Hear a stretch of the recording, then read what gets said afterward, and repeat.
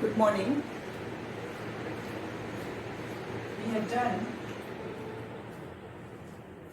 Good morning. We have done evaporation, boiling, the various states of matter, and the difference between evaporation and boiling.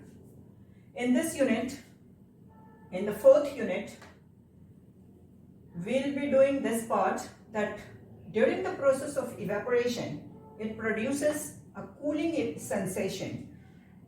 You must have seen when you put a few drop of alcohol or spirit on your palm. As it evaporates, it gives a very cooling sensation. The reason is when a liquid changes into vapor, it requires heat. This heat is supplied by the surroundings of the liquid. This results in the fall in temperature or cooling in the surroundings. Some of the applications, very common applications of evaporation produces cooling is water. In summers you must have seen water kept in earthen pot and it gets cooled. This is because water gets cooled in an earthen pot because there are very fine pores. There are very fine pores on the, so on the body there are very fine pores in it. Fine pores on the surface, and water seeps out through these pores. As it seeps out through the pores, it takes heat, it needs heat to evaporate, and that heat it takes from the water which is stored in the earthen pot. So when it takes the heat which is from the water which is inside the earthen pot, the water on the surface evaporates, and in the process cools down the water which is inside the earthen pot. So this is the process in which water gets cooled. Similarly, you must have seen doctors advise to put the strips of wet cloth on the forehead of a patient having high fever. Now these strips of wet cloth, it takes the heat from the patient's forehead, from the patient's body, from the forehead, and the water in the cloth evaporates. Okay, the water droplets in the wet cloth starts to evaporate, and therefore it decreases the temperature of the patient. Similarly, during summers we sweat a lot, perspire a lot. This evaporation of sweat from our body helps to maintain the body temperature. The body temperature is around 37 degrees Celsius or 98.6 degrees Celsius. So how does this take place? The sweat from our body, as it evaporates, the water droplets which comes on the surface, as it evaporates, it takes the heat from our body, and therefore it produces a cooling effect. It produces, as it evaporates, as the sweat evaporates, it produces a cooling effect, and therefore it helps to maintain the body temperature.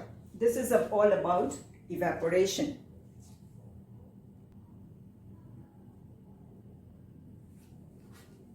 Now the exercise, a few questions from the unit which I covered today. In the exercise you have this book Selena, the first chapter, 23rd question. Why is cooling produced on evaporation of a liquid? Just now I answered this question. The reason is when the liquid evaporates, it takes heat from the surroundings, and therefore the temperature of the surroundings goes down, or it produces a cooling effect. Alright, it's also given in your book on page number, these answers are given in your book on page number 12. evaporation produces cooling, and applications of evaporation. So you can also refer to the book. It's given on page number 12. You can refer to the book or the explanation which I have given in my previous, in the video just before this, which I had explained. Next is, explain with an example that when a liquid evaporates, it takes heat from its surroundings. There are various examples which I had given, like in hot summer days, water remains cool in earthen pots. Patient suffering from high fever is advised to put wet cloth strips on his forehead. Then the sweat, in summers, the sweat from our body helps to provide maintain the body temperature. So any of those examples, 3 or 4 examples we have done, you can write any one of the example to show that when a liquid evaporates, it takes heat from its surroundings. The next is, all these I have just explained earlier. Explain why in hot summer days, water remains cool in earthen pots. It is because the earthen pots have fine pores and water seeps out through the earthen pots on the surface, and due to the heat it evaporates. It tries to evaporate. During this process of evaporation, it takes the heat from the water which is inside the earthen pot, and therefore the temperature of water inside the earthen pot decreases. Alright.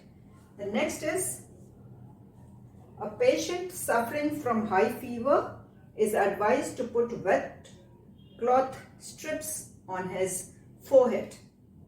Once again, same reason, evaporation produces cooling. The person suffering from high fever, the doctor advises him to put wet cloth strips on the forehead. And what happens? In the process, it takes the heat from our body, and the water in the wet cloth evaporates by taking the heat from our forehead, and therefore the temperature of the patient decreases. Alright, so these are some of the questions which is based on the theory part which I have taught. Please write down these in your notebook up to question number 26. I have explained almost all the questions. Thank you.